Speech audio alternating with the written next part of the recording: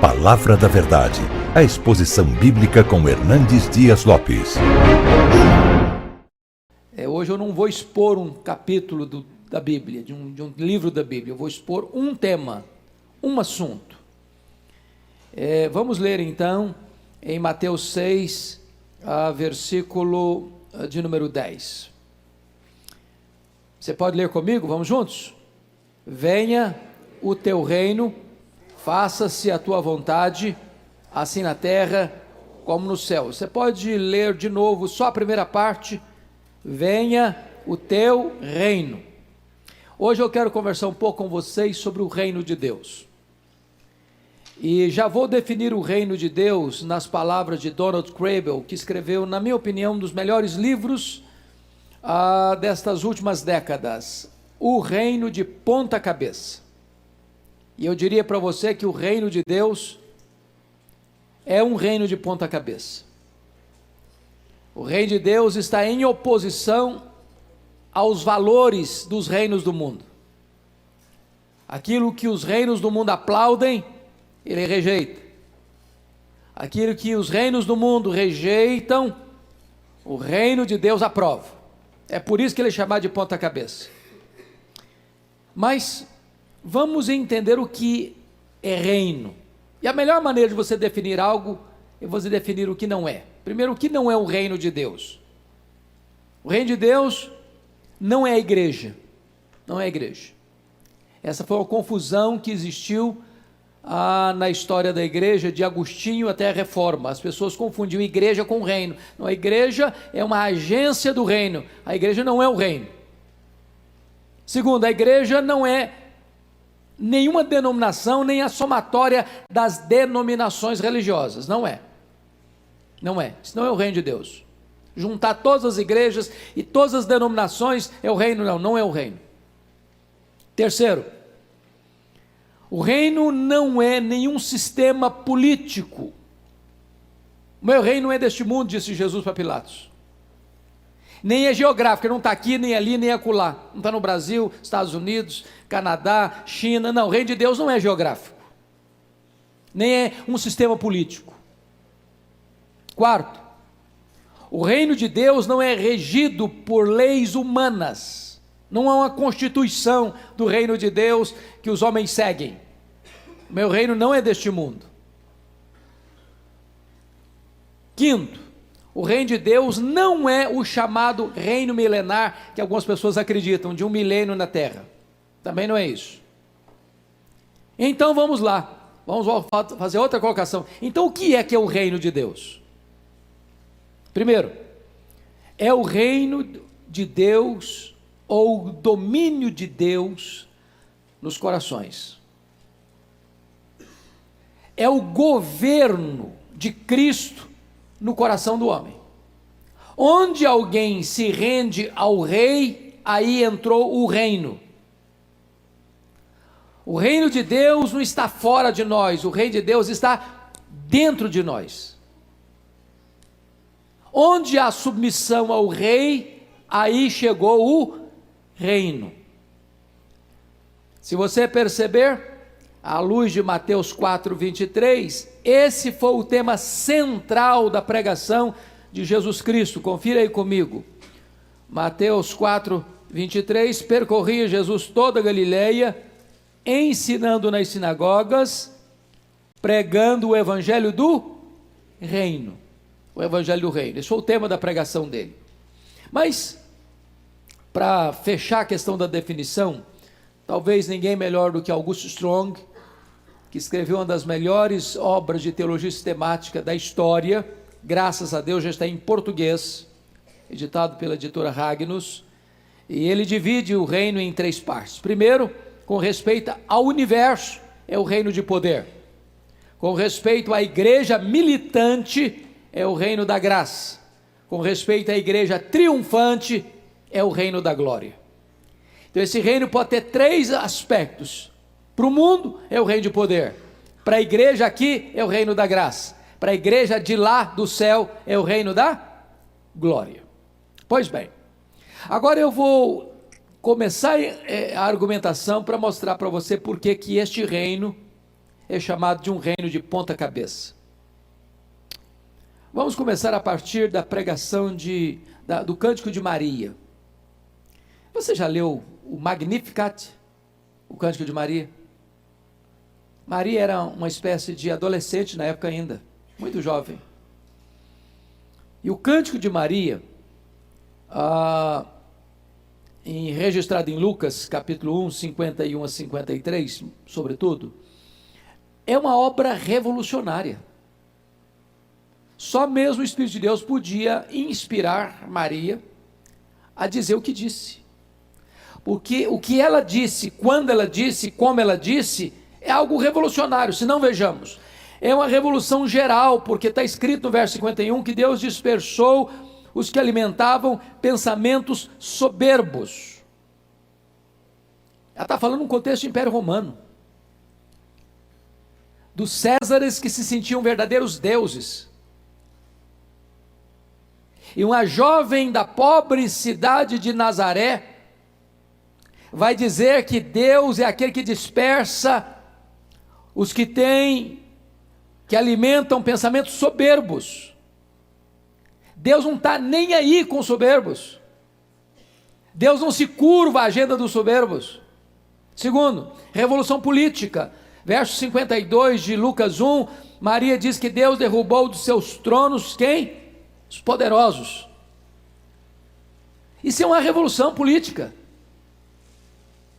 Isso é os céus conspirando contra a terra. É Maria reconhecendo que quem manda não é a terra, quem manda é o céu. É Deus quem levanta reinos, quem abate reinos, quem coloca reis no trono e tira os reis do trono. Terceiro, uma revolução social. Olha o versículo 52. Ele exaltou os humildes. Meus irmãos, isso para a época era uma revolução. Quem eram os exaltados na época? Os poderosos, os ricos, aqueles que detinham as rédeas do poder nas mãos. Mas o reino de Deus vira mesa. O reino de Deus inverte os papéis. O reino de Deus exalta os humildes. Mas em quarto lugar, o Magnificat traz uma revolução econômica. Porque no verso 53 diz que Deus encheu de bens os famintos e despediu vazios os ricos. Não é uma revolução isso? Aqueles que têm, perdem o que têm. Os que não têm, recebem o que não têm. É isso o reino de Deus. Ele vira mesa. É um reino de ponta cabeça. Mas vamos olhar agora o reino de ponta cabeça na pregação de João Batista. Você pode conferir isso em Lucas 3, 4 a 6. Esse reino traz 4 surpresas, 4 abalos e 4 mudanças radicais. Primeiro, João Batista diz que os vales vão ser aterrados. Segundo, João Batista diz que os montes vão ser nivelados. Terceiro, João Batista diz que os caminhos tortos vão ser endireitados. Quarto, João Batista diz que os caminhos escabrosos vão ser aplainados. Eu pergunto a vocês, você acha que João Batista está falando de estrada? De topografia? De engenharia de trânsito? É disso que ele está tratando? E a resposta óbvia é claro que não. O que representa vales aterrados? O que é um vale? É uma depressão entre duas montanhas. Aqueles que vivem curtindo a dor do desprezo, da autoestima achatada, sentindo um zero à esquerda, menos do que nada, esses vales vão ser o quê? Aterrados. As pessoas vão ser valorizadas. O que são montes? Um monte, pensa em quê? É um terreno que se inclina, se empina para o céu. Retrato de quê? Soberba, altivez, orgulho. O que acontece? O trator de Deus passa nessa montanha. O reino de Deus bota abaixo o que se exalta. O que significa caminho torto? Vida dupla, hipocrisia. O reino de Deus faz o quê? Alinha isso, reto. O que é caminho escabroso? A palavra escabroso aí traz a ideia de fora do lugar. O que é que está fora do lugar na sua vida? O que está fora do lugar na cidade? O que está fora do lugar no governo? O que está fora do lugar na economia? O que está fora do lugar no comércio? O que está fora do lugar na realidade espiritual? Pois o reino de Deus vem para botar tudo que está fora do lugar no lugar. Você não acha que a pregação de João Batista foi uma revolução? Esse é o reino de Deus.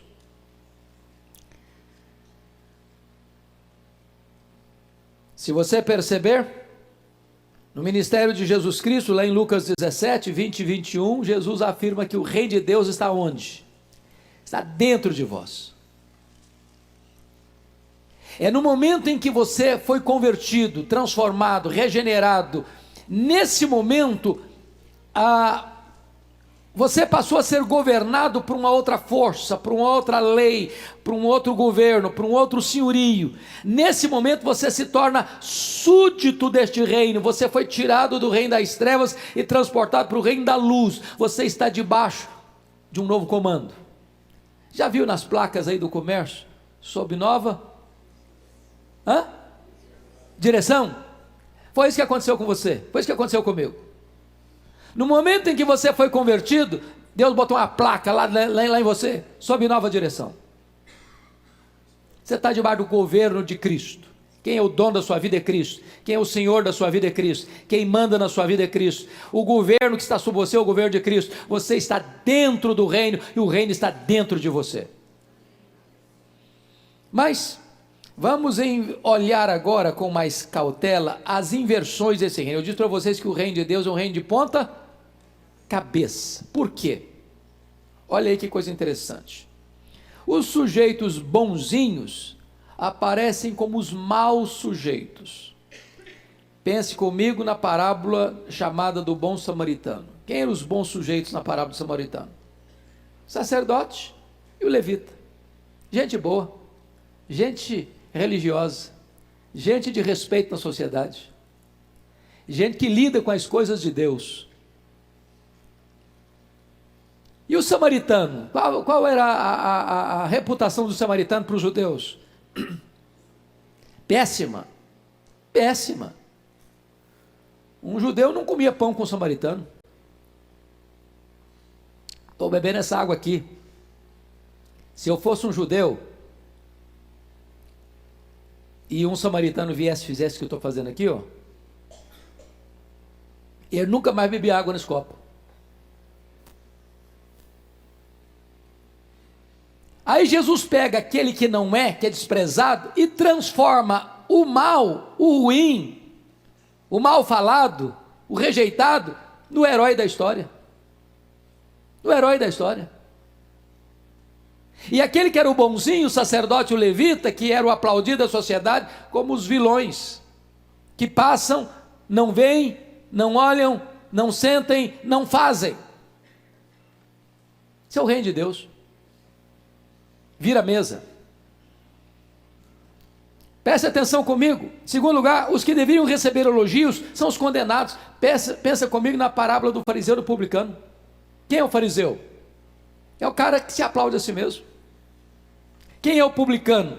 Publicano, gente, era a pior espécie em Israel. Eram os cobradores de impostos, que trabalhavam para Roma, que exploravam o povo, que eram considerados ladrões, que não podiam frequentar as sinagogas, que não podiam ir nas festas. Era gente da pior estirpe na concepção do judeu. E o que Jesus Cristo faz? Vira a mesa. O fariseu que se exalta sai sem ser justificado, sem ser perdoado. O publicano desprezado que bate no peito e diz: Senhor, tem misericórdia de mim, eu sou um miserável pecador. Esse sai perdoado, esse sai justificado. Isso é o reino de Deus, irmãos. O reino de Deus não valoriza etiquetas, o reino de Deus não valoriza extrato social, o reino de Deus não valoriza posições eclesiásticas. O reino de Deus vira a mesa, é um reino de ponta cabeça. Terceiro, o menor é o maior no reino de Deus. Discutiram lá quem é o maior, quem é o maior, quem é mais importante, quem é mais isso, mais aquilo, quem tem mais produção. Aí Jesus foi lá, não fez discurso, não, pegou uma criança e botou no colo.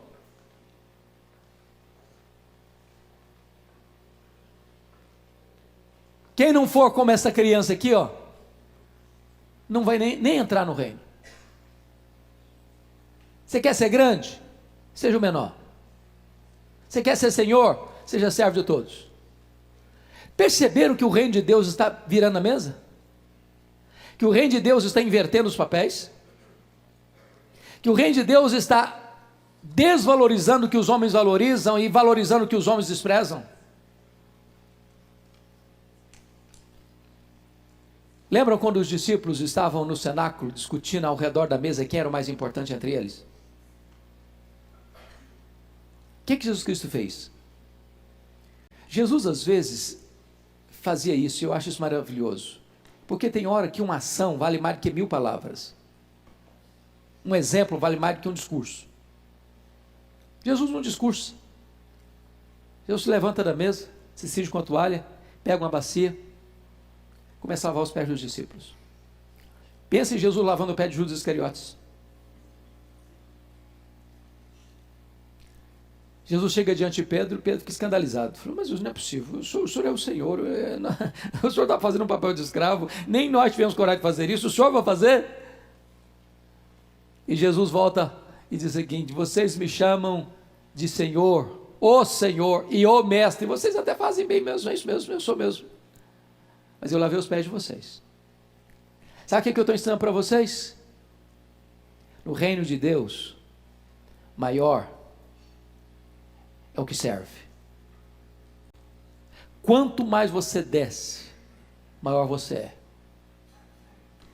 Não foi isso que o próprio apóstolo Paulo falou de Jesus? Ele a si mesmo se esvaziou, ele assumiu a forma de servo, ele se humilhou até a morte e cruz, pelo que também o Pai o exaltou sobremaneira, e lhe deu o nome que está acima de todo nome. Quem se humilha, será exaltado. Essa é a lei, essa é a lógica do reino. Mas vejam mais, esse reino de ponta cabeça, os piedosos recebem maldição.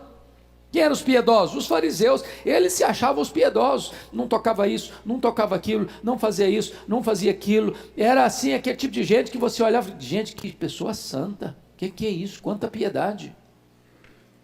Aí Jesus no Mateus 23 diz, ai de vós escribas e fariseus, ai de vós escribas e fariseus, ai de vós escribas e fariseus, ai de vós escribas e fariseus. O reino de Deus está virando a mesa. Mas mais, as bem-aventuranças chocam-se com os valores prevalecentes do mundo. Meus irmãos, olhem as bem-aventuranças. Bem-aventurados os humildes de espírito. A palavra humilde de espírito, ela não traduz de forma tão real a palavra grega, não. Que a palavra grega lá é pobre. E tem duas palavras no grego para pobre. Tem o pobre, que tem o básico e não tem nada de luxo, mas tem o básico. E tem o pobre mendigo, que não tem nem o básico. Quando Jesus fala bem-aventurados os pobres de espírito, que a palavra lá não é humilde, no grego é pobre, ele não usou a palavra pobre no sentido de ter o básico, ele usou a palavra pobre do mendigo. Mas Jesus não está falando de pobreza material, ele está falando bem-aventurado é o homem que se aproxima de Deus tão carente como um pobre mendigo que não tem nada, que não tem justiça própria, que não tem nada para reivindicar, que só precisa pedir misericórdia. Esse é o bem-aventurado. Bem-aventurados que choram. Nossa sociedade não valoriza quem chora, a sociedade valoriza o durão.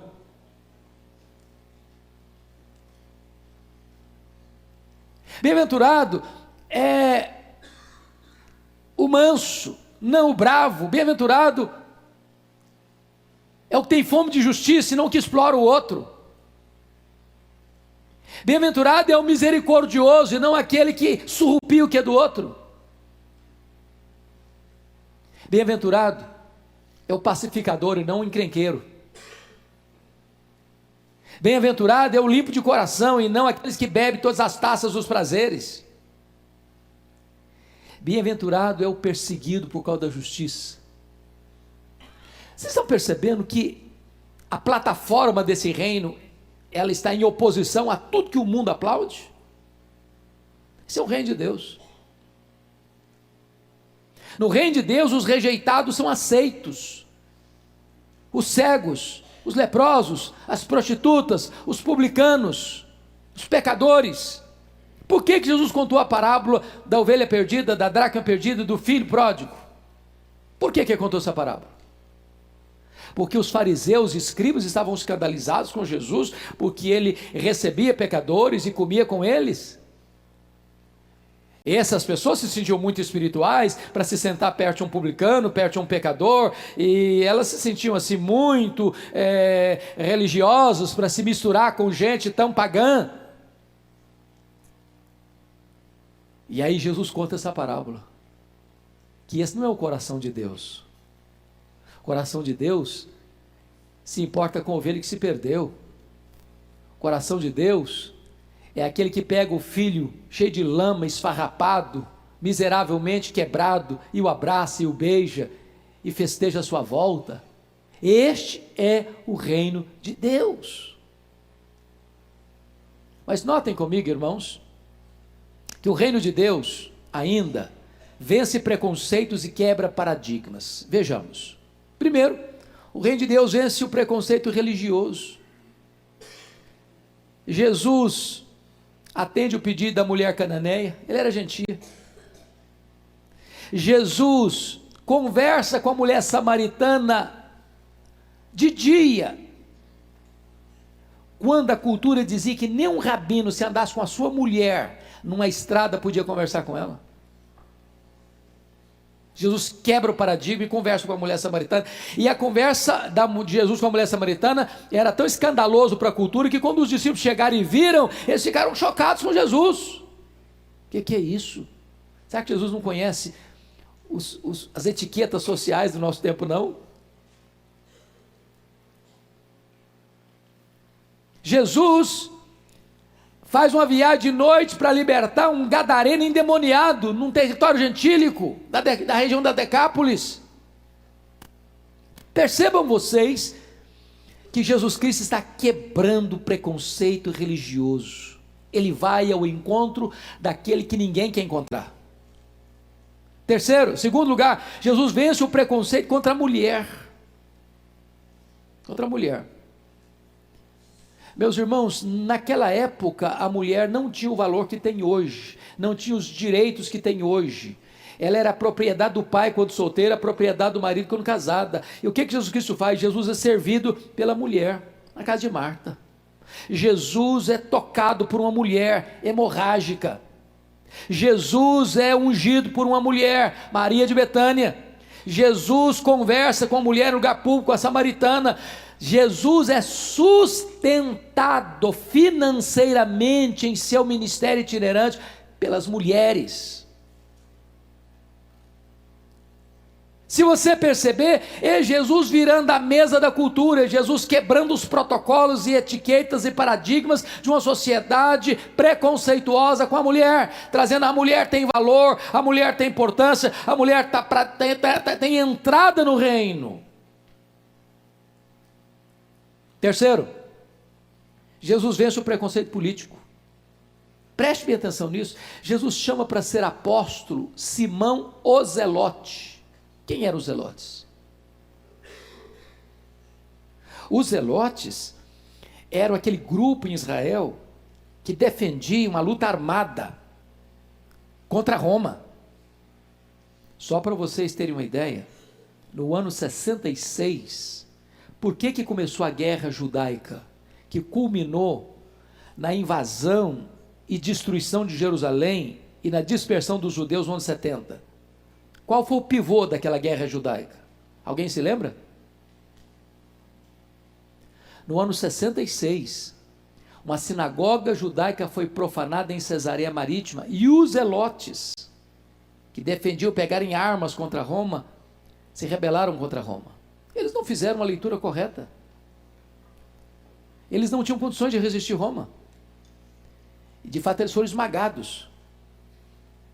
Roma e Jerusalém foi destruída. Os judeus foram dispersos. Do ano 70 até 14 de maio de 1948. Mas o ponto que eu estou querendo levantar aqui é o seguinte: pois Jesus chama um cara dessa ala política para ser o quê? Apóstolo. E agora pensa comigo, se nós fôssemos hoje carimbar esse cara, nós chamaríamos de extrema esquerda. Mas Jesus chama também para ser apóstolo Mateus, colaborador de Roma, cobrador de impostos, o cara da aduaneira de Cafarnaum. Fosse politicamente falando, nós definiríamos Mateus de extrema direita. O que Jesus está fazendo, irmãos, é mostrando para nós que o reino de Deus não passa pelo viés político. É por isso que na igreja de Deus não discutimos política partidária, irmãos. Nós discutimos princípios, mas não política partidária. Porque na igreja tem lugar para quem vem, de onde vier. Na igreja de Deus, quando a pessoa vem, ela larga o seu partido ideológico, seja de esquerda, seja de direita, para se submeter a um outro comando, o comando do Senhor Jesus Cristo, que agora é o rei deste reino, e ele está debaixo de novo comando, nova direção. Ele se submete ao reino de Deus. Presta atenção ainda. Jesus, por exemplo, confronta Herodes, chamou Herodes de raposa. Olha isso. Você chamar um rei da estirpe do Herodes de raposa, você tem que estar preparado. E o cara era ruim. O cara mandava matar. Ele era filho de Herodes o Grande, que matou gente a rodo. O cara que mandou matar João Batista. Jesus, você é uma raposa. Reino de Deus não se acovarda diante da covardia dos homens. Jesus, por exemplo, relativiza o poder absoluto de César. Você já parou para pensar nisso? Quando Jesus diz, dai a César o que é de César e a Deus o que é de Deus. O que Jesus está fazendo aí? Relativizando o poder de Roma, porque Roma se achava dona de tudo. Aí Jesus, não, Roma não é dona de tudo não, dai a César o que é de César, mas também dai a Deus o que é de Deus. Crente paga imposto, crente entrega dízimo. Roma não tem direito de ter tudo. Roma tem o poder relativo. É isso que é o reino. Mais ainda, isso eu acho magnífico. Está lá em João 19:11.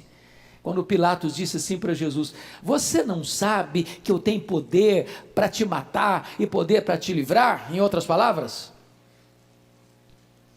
Pilatos está dizendo para ele, você não sabe que a sua vida está na minha mão? Você não sabe que eu detenho o poder? Aí Jesus diz para ele, nenhum poder teria sobre mim se do alto não tivesse sido dado a você. Nenhuma autoridade você teria sobre mim. Você só está sentado nessa cadeira, Pilatos. Você só é governador da Judéia, Pilatos. Você só está aqui hoje no meu julgamento, Pilatos, é porque você recebeu autoridade. Essa autoridade veio de Deus, porque toda autoridade constituída procede de Deus. Então preste atenção que o reino de Deus estabelece o seguinte, que o reino de Deus, e eu gosto dessa figura de Daniel 2, um dia leia com cautela Daniel 2, porque Daniel 2 conta a história de um sonho de Nabucodonosor, e ele sonhou com uma grande estátua, cabeça de ouro, peitoral e os braços de prata, os quadris de bronze e as pernas de ferro e os dedos dos pés de ferro e barro. E nesse sonho tinha uma pedra lavrada não por mãos humanas, que vem e bate nos pés dessa estátua, e ela vira o quê? Pó. E esta pedra enche o mundo inteiro. O que significa isso? E a interpretação de Daniel é que essa cabeça de ouro era o império que dominava o mundo na época, era o império babilônico, o rei Nabucodonosor. Que esse peitoral de braços de prata estava falando do império medo-persa. Que esse quadril de bronze está falando do império greco-macedônio. E que essas pernas de ferro, que tinha fragilidade, porque os dedos eram de ferro e barro, era o império romano. E que esta pedra não lavrada por mãos é o reino de Deus que vem em Cristo. E sabe o que a Bíblia diz em 1 Coríntios 15, 23? É que importa que Jesus reine até colocar todos os seus inimigos, o quê? Debaixo dos seus pés. E então o reino será do Senhor e do seu Cristo, e ele entregará o Deus ao reino ao Deus e Pai, para que ele seja tudo em todos. Sabe o que significa isso? Que os reinos deste mundo, conforme a música Aleluia de Handel, vai fazer o que os reinos do mundo? Eles vão passar. Mas o reino de Deus é eterno. Os grandes reinos passaram, irmãos, as grandes e poderosas nações vão passar também, mas o único reino que vai dominar de mar a mar vai ser o reino de Cristo. É o reino de Cristo. Louvado seja Deus. Pois bem, agora vamos perceber outra coisa. O poder do reino não é manifestado com armas, ele é um reino espiritual. Entendamos isso. Como é que os reinos do passado ascendiam ao poder? Eles ascendiam ao poder quando quem estava reinando era dominado por uma força militar, política, econômica maior do que aquela que dominava. Então esse novo reino vem, toma a força da espada, da baioneta, e hoje talvez com armas muito mais sofisticadas, de bomba atômica, ou etc, etc, e desaloja aquele que está no poder e assume o poder. É assim que se entra nesse reino humano. E o reino de Deus, como é que se entra? Jesus Cristo disse para Nicodemos assim: Nicodemos, em verdade te digo, se tu não nasceres de novo, não poderás ver o reino de Deus. Se tu não nasceres da água e do Espírito, não poderás entrar no reino de Deus. Então não se entra no reino de Deus com dinheiro, não se entra no reino de Deus com cultura, não se entra no reino de Deus com poder político, não se entra no reino de Deus à força da espada, se entra no reino de Deus com o novo nascimento. Mas mais, onde está esse reino? Está aqui? Está ali? Está acolá? O reino de Deus está dentro de vós. Onde chegou o rei, chega o reino. Onde Jesus é o Senhor, aí entrou o reino. Mas tem mais. Qual é a natureza desse reino? Romanos 14,17 diz que este reino é justiça e é paz e alegria no Espírito Santo. Olha que coisa maravilhosa. O reino de Deus é justiça. No reino de Deus não tem justiça, não tem balança enganosa, não tem peso falso, não tem jeitinho nos tribunais. A marca do reino de Deus é justiça. A marca do reino de Deus é o quê? Paz. Onde o reino de Deus chegou, as guerras interiores cessam. Você tem paz de consciência. Você põe a cabeça no travesseiro e dorme. Onde chegou o reino de Deus, sabe o que tem aí? É a alegria. A alegria. Esse reino está dentro de você. Mas mais. 1 Coríntios 14, 20. Paulo diz que o reino de Deus não consiste em palavras, mas de poder. Não adianta dizer, eu sou parte do reino, eu sou o reino, eu sou súdito do reino, eu estou no reino. Você pode falar. Você demonstra pelo poder de Deus que está em você, que transformou você, que levantou você e que transformou você, que fez de você uma nova criatura. Esse é o reino de Deus.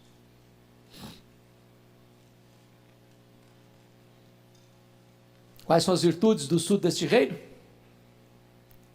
Eles são pobres, eles choram,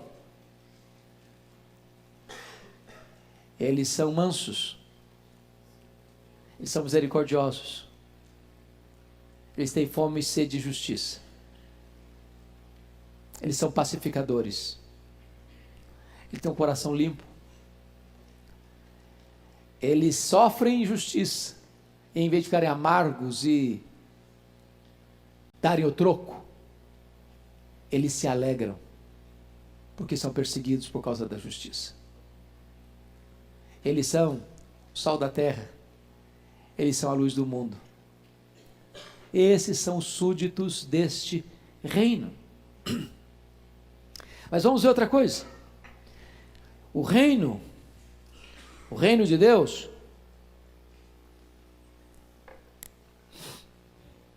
é o reino que rejeita a tentação política num tempo de opressão. Vamos pensar na tentação de Jesus lá no deserto. Qual foi a terceira tentação de Jesus? Satanás o levou a um alto monte, mostrou todos os reinos da terra e disse para ele: tudo isso te darei, se prostrado me adorares. Primeira coisa, Satanás tem alguma coisa?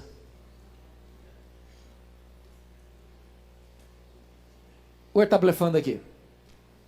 Está prometendo o que não tem? Você conhece gente que promete o que não tem? Satanás é o padroeiro dessa gente. Ele promete o que não pode dar. Mas o que ele está querendo, o que está por trás disso, é que Satanás está querendo oferecer para Jesus um reino sem cruz, um reino sem sacrifício, um reino político. Aliás, se você perceber, Jesus rejeitou o uso da força bruta como maneira certa de governar os homens. Ele estabeleceu um novo modelo de governar os homens. Não é pela espada, não é pela força. É pelo novo coração, a nova mente, a nova vida, a transformação de dentro para fora. O reino, ele domina não pela força da espada, mas pelo amor. Pelo amor. Esse é o reino de Deus. E este reino é o reino que vai derrubar todos os outros reinos. Os outros reinos virão um pó, e o reino será do Senhor e do seu Cristo. Se você perceber, Jesus, diante da tentação religiosa, da piedade do templo, lembra quando Satanás, na segunda tentação, levou Jesus para onde? Para o pináculo do templo, e disse para ele: joga daqui para baixo, está escrito, dará ordem aos seus anjos para que te guardem, para que não tropeces em alguma pedra. Se você parou para perceber, Satanás, quando cita a Bíblia, sempre cita com a motivação errada. Ele usa a Bíblia para tentar, e ele é um péssimo intérprete, porque ou ele acrescenta ou ele tira alguma coisa. Palavra de Deus na boca do diabo não é palavra de Deus, é palavra do diabo. Ele tirou uma pequena frase do texto do Salmo 91, porque o texto lá está dizendo: para que te guarde em todos os teus caminhos, Você só tem promessa do livramento de Deus quando você anda em todos os caminhos de Deus. Deus não tem compromisso de nos livrar nas nossas loucuras. Se nós fizermos opção por andar por outros caminhos que não os caminhos de Deus, nós não temos mais a promessa do livramento de Deus. Satanás queria que Jesus fizesse um milagre sem necessidade para se aparecer. Isso não é fé, isso é presunção. Isso não é confiança, isso é tentação. Então preste bem atenção nisso. No reino de Deus, Jesus choca qualquer tentativa de usar a religião de forma errada, a espiritualidade do templo de forma errada. Foi por isso, irmãos, que Jesus Cristo chocou as regras humanas impostas pela religião prevalecente da sua época. Por exemplo, ele violou as leis do sábado. Eu pergunto a vocês, Jesus quebrou o sábado? Sim ou não? Não. O que Jesus quebrou então? As regras que os judeus haviam criados para legislar sobre o sábado. Mas essas regras que eles criaram, que foram as suas tradições, que foram se acumulando e foram ocupando o espaço e até suplantando a palavra de Deus, não eram palavra de Deus. Nós precisamos ter muito cuidado para não transformar costumes religiosos em verdades absolutas. Porque um costume pode ser antigo e não ser bíblico. E Jesus virou a mesa mesmo, curou no sábado. O que os judeus não podem fazer. Mas por que não pode fazer? Onde está escrito que não pode fazer? Qual é a base bíblica para não poder fazer? Eles estavam fundamentados numa tradição religiosa e não na palavra de Deus. Jesus violou as leis da purificação, ele comia sem lavar as mãos. Não é porque Jesus não era uma pessoa aciada, não. Ele era aciado, claro que era. Mas quando você vem me dizer que eu me torno puro porque lavo as mãos para comer, ou não lavo as mãos para comer, você está criando aí uma tradição humana que não tem nada a ver com a palavra de Deus. E eu obedecer essas regras humanas como se a palavra de Deus fosse, é uma infidelidade ao Deus da palavra e à palavra do Deus Todo-Poderoso. Aí Jesus vai além e ele viola as leis sanitárias, porque um leproso não podia ser tocado, e ele toca o leproso. Uma mulher hemorrágica e impura, com fluxo sanguíneo, não podia tocá-lo, e ela tocou. E em vez do puro tornar-se impuro, o puro transforma o impuro puro. Ele vira a mesa. Ele vira a mesa. Este é o reino de Deus. Mas vem a tentação econômica. Foi a primeira tentação, não foi? Se és filho de Deus, transforma estas pedras em pães. Se você parar para perceber, é como se Satanás dissesse assim: olha, Jesus, esse povo aí, ele está tão carente, tão pobre, tão necessitado. Roma já dá pão e circo. Se o teu reino vier trazendo pão, e o Senhor tem poder para transformar pedra em pão, e o que tem mais em Israel é pedra, então está solucionado o problema. Esse povo vai te seguir, o povo vai te venerar. Qual foi a resposta de Jesus? Não só de pão viverá o homem, mas de toda a palavra de Deus. Mais tarde, em João 6, versículo 15, a multidão tenta Jesus. Em que contexto a multidão tenta Jesus? Depois que Jesus multiplicou pães e peixes, eles queriam fazer Jesus rei. Esse é o Messias. Esse é o homem da panaceia. Esse é o que vai resolver todos os nossos problemas. Esse é o que vai multiplicar pão e peixe para nós. Vão resolver o nosso problema financeiro. E diz a Bíblia que Jesus fugiu deles. Que ele não veio para isso. Ele não veio para isso. O reino de Deus não consiste em comida e bebida. O reino de Deus é justiça, paz e alegria do Espírito Santo. Por isso, irmãos queridos, é hora de nós pararmos um pouquinho agora, ainda para olhar um outro aspecto. Nós ainda temos alguns minutos para avançar um pouco sobre o reino de Deus. O reino de Deus é aquele que traz boas novas aos excluídos. Os excluídos. Boas novas para os deserdados da ordem econômica. O Senhor Jesus Cristo, lá em Lucas 4,18, falou de evangelizar os pobres. E Paulo, na sua carta aos Coríntios, diz que não são muitos de nobre nascimento que são chamados. Você percebe isso? Quando o camarada confia na riqueza dele, ele tem um grande problema de ser convertido. Para o camarada ser convertido, ele tem que abrir mão de toda outra confiança, seja na sua inteligência, seja no seu poder, seja no seu dinheiro, seja na sua saúde, seja na sua força, seja na sua influência. Ele tem que arriar as armas. E se você parou um pouquinho para perceber ainda, nessa questão, o reino de Deus, ele traz boas novas para os deserdados da ordem econômica.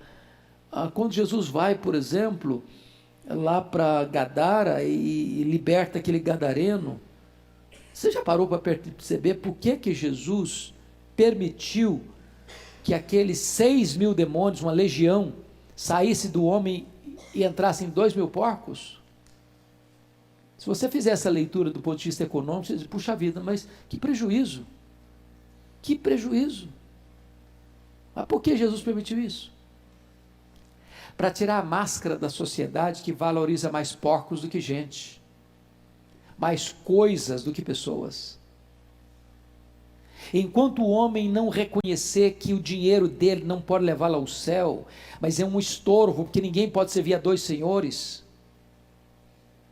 ele não pode entrar nesse reino. É por isso, irmãos amados, que quando você entra nesse reino, a primeira coisa que você desapega é do dinheiro. E eu acho maravilhoso quando João Batista está pregando sobre o batismo de arrependimento no Rio Jordão, e as pessoas chegaram e perguntaram assim, mas o que nós vamos fazer? Qual é a prova que nós fazemos parte desse reino, que nós fomos arrependidos? E ele respondeu assim, quem tiver 2 túnicas, dê uma. Quem tiver comida, faça o mesmo. Aí você pergunta assim, mas então quer dizer que se eu ajudar os pobres, eu sou salvo? Não. João Batista não está falando aí da causa da salvação, ele está falando aí da consequência da salvação. Ele está dizendo o seguinte, que quem é salvo pela graça, tem um coração o quê? Generoso. Então ninguém entra nesse reino, o reino da graça, e continua avarento. Ninguém entra nesse reino e é apegado ao dinheiro. Ninguém entra nesse reino e acumula tudo para si. Quem entra nesse reino, entra num reino que o libertou do poder econômico para ser agora um instrumento de bênção na vida das pessoas. Ele não ama mais o dinheiro, ele ama as pessoas e usa o dinheiro para abençoá-las. Mas tem mais. Você vê que o reino de Deus, ele traz boas novas para os deserdados da ordem política. Lucas 4,18, ele veio proclamar libertação aos cativos.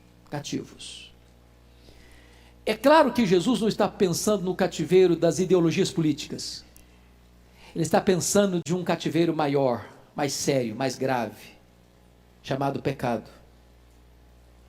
Ele veio proclamar a libertação dos cativos. E o homem é cativo de quê? Do diabo.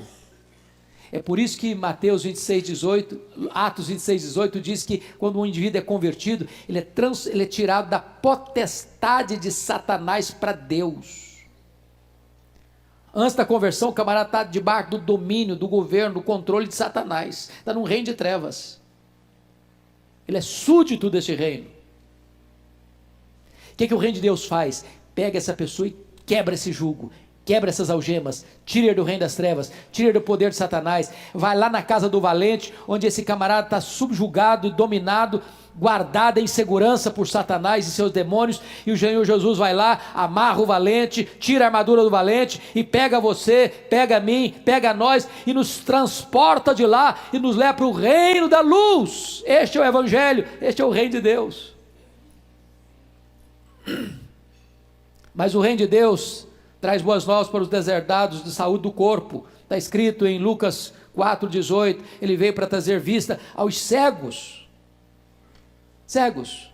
E aqui, e não obstante estar tratando de uma questão física, o Senhor Jesus é aquele que traz esperança para nossas enfermidades físicas, até porque não importa quão graves sejam as enfermidades que nos atinjam, e não importa se ela vai nos levar ao fim dessa linha que é a morte, nós aguardamos um corpo novo, um corpo da ressurreição, semelhante ao corpo da glória do Senhor Jesus Cristo.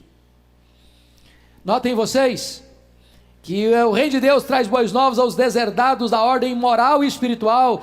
Lucas 4,18 diz que ele trará libertação aos oprimidos. E finalmente, ele traz uma reconstrução mundial. Ele anunciará o ano do jubileu, o ano aceitável do Senhor. O ano do jubileu, irmãos, acontecia de 49 em 49 anos. E essa era uma lei maravilhosa que tinha Israel, no sentido de que se você vendisse uma terra hoje para alguém, essa terra pertencia a essa pessoa há 49 anos. Depois de 49 anos que você usou, explorou, tirou dos frutos dessa terra e pôde se enriquecer, agora essa terra volta para o seu antigo dono. É o ano do perdão, é o ano do recomeço, é o ano da restauração. E sabe o que está dizendo? Ele não está preocupado com a questão de terra, ele não está preocupado com a questão de herança, ele não está preocupado com a questão de propriedade. Ele está dizendo que o ano aceitável do Senhor é quando Deus entra na sua vida e perdoa os seus pecados, e perdoa as suas dívidas, e dá para você sua herança eterna. Este é o ano aceitável do Senhor. Esta é a mensagem do reino de Deus. Pois bem, queridos, deixa eu concluir esta palavra com vocês sobre o reino de Deus. A necessidade de entendermos isso. O reino de Deus, ele veio para virar a mesa e não aceitar a religiosidade fabricada, forjada pelo homem para oprimir as pessoas em vez de libertá-las. Deixa eu lhes dar apenas dois exemplos. Vocês se lembram da chamada oferta corbã? Quem se lembra do que é corbã? Essa palavra é comum para vocês? Não? A oferta corbã está lá em Marcos, capítulo 7, 10 a 13. Os sacerdotes, você sabe que lá em Israel tinha dois grupos essenciais, os principais, os fariseus e os saduceus. Os fariseus eram aquelas pessoas mais dedicadas ao estudo da lei, à observância da tradição dos anciãos, eram os separados. Se você começar a ler a história deles lá no começo, era uma bênção. Eles visaram manter a tradição das escrituras, a firmeza das escrituras, e um revivamento em época da helenização do mundo, mas depois foram os perdendo, e a forma tomou lugar da essência. Os saduceus era a classe sacerdotal, que já estava junto com Roma para explorar o templo para se locupletarem. Eles eram favoráveis a Roma. Então tudo enchia o bolso deles. As festas, as pessoas vinham de diversos lugares do mundo, elas não podiam trocar a moeda lá no país de origem, tinha que vir aqui na praça do templo, porque tinha um câmbio oficial. E eles cobravam taxas abusivas para trocar a moeda estrangeira, porque não podia comprar o sacrifício na praça do templo com moeda estrangeira. Mas isso era apenas um arranjo econômico. E mais, o cara não podia trazer os animais para o sacrifício de casa também não, tinha que comprar lá na praça do templo, com preços escorchantes, abusivos. E aí Jesus um dia vai lá, vira a mesa daquele negócio, vira a mesa dos cambistas, vira a mesa, abre as gaiolas das pombas, solta todas as ovelhas e faz uma revolução ali. Vocês transformaram a casa de oração, a casa do meu pai, em covil de salteadores. O que é um covil? Quem pode me definir o que é covil? Hã? Desculpa, eu não estou ouvindo. Desculpa, gente, eu sou meio surdinho mesmo. Fala mais alto. Covil é alcateia. Alcateia que é o coletivo de lobos. O que é covil? Hã? Esconderijo de quem? Esconderijo de ladrões. Covil é um local onde o ladrão rouba alguém e corre para a toca. Se esconde. Eles estavam transformando o templo, a casa de Deus, no esconderijo de ladrões. Sabe o que eles arrumaram? Eles chegavam para você é um rapaz, um homem, tem um pai já idoso, uma mãe idosa. Aí você tem muitas propriedades. Sabe o que eles faziam, os sacerdotes? Olha, vamos fazer o seguinte, vamos fazer um contrato. E você vai doar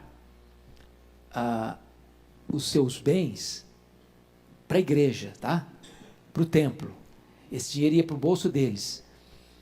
E se você fizer isso, você está meio brigado com seus pais, você não precisa dar nada para os seus pais. Você está isento.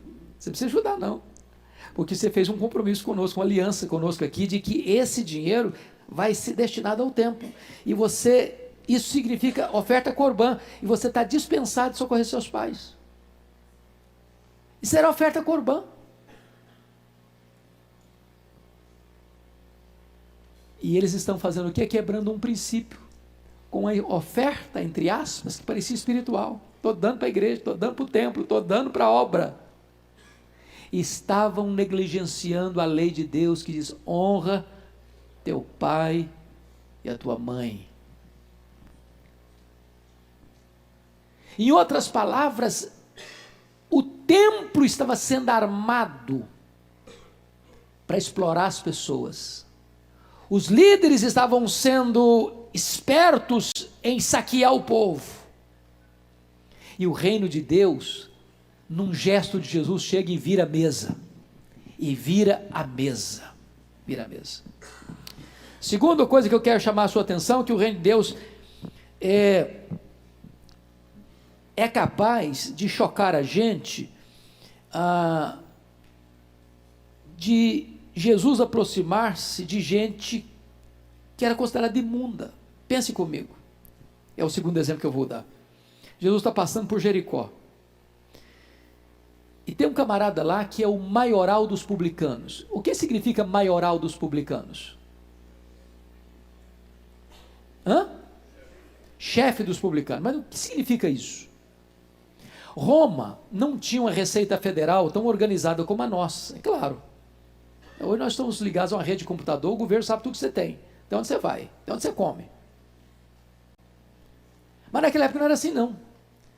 Roma tinha muitas províncias, e aí chegava, por exemplo, uma cidade, uma região, alguém se propunha para Roma o seguinte: olha, eu me responsabilizo contratualmente de arrecadar os impostos dessa região e repassar para os cofres da Receita Federal de Roma o valor que Roma exigir.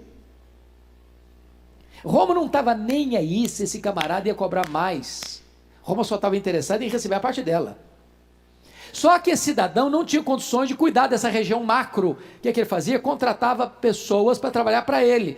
O contratado para trabalhar para o maioral era o publicano. Então o Zaqueu era o cara que cuidava de uma região maior, contratava outros publicanos que cuidavam da sua micro-região, que repassava para o camarada que era o maioral o valor devido, podia cobrar mais do povão lá, não tem problema, isso é problema deles lá. O povo massacrado, e o maioral recebendo dos diversos publicanos e embolsando, porque recebia mais do que repassava para Roma. Esse camarada, o Zaqueu, rico, porque roubava do povo, sobe numa árvore, quer ver Jesus. Toma um susto, porque está olhando, mas cadê Jesus? Cadê Jesus? Quando ele olha, Jesus está debaixo dele, bate o pé. Ô Zaqueu, desce essa árvore depressa.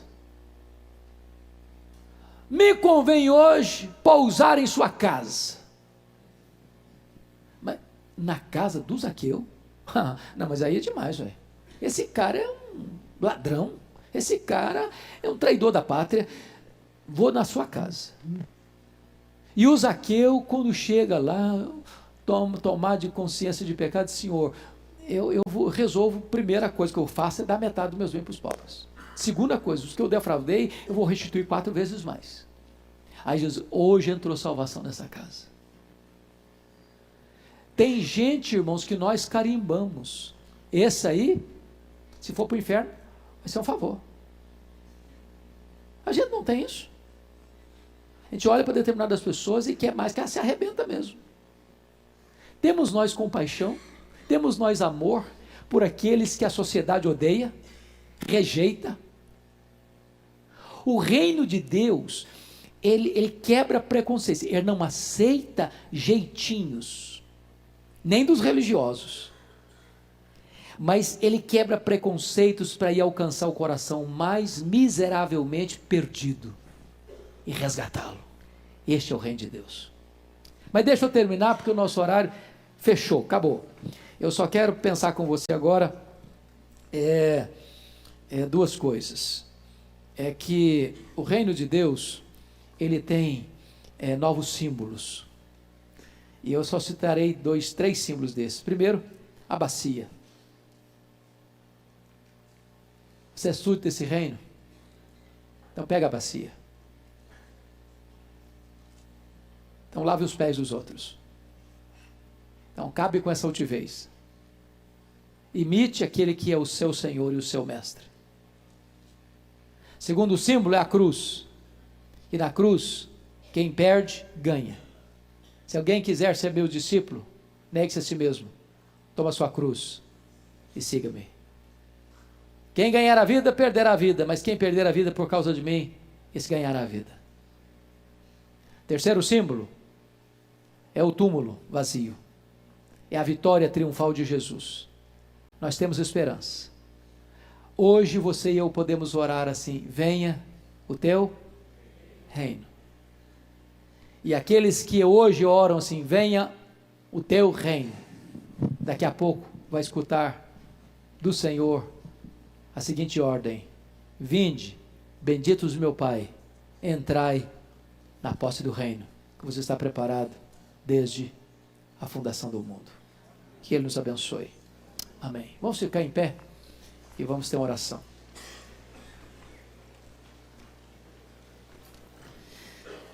Agradecemos-te, Deus, pela tua palavra. Agradecemos-te pela bênção das orientações dela sobre o teu reino. E a nossa oração é: venha o teu reino. Queremos ser súditos desse reino. Queremos ser governados pelas leis desse reino. Queremos honrar o rei desse reino. E queremos proclamar esse reino. E queremos experimentar as bênçãos decorrentes do governo de Cristo neste reino. Oramos com gratidão por fazermos parte desse reino e desse reino estar dentro de nós. E um dia entrarmos no reino da glória para reinarmos com Cristo pelos séculos eternos. Em nome dele, o Rei da Glória, que oramos. Amém. Palavra da Verdade, a exposição bíblica com Hernandes Dias Lopes.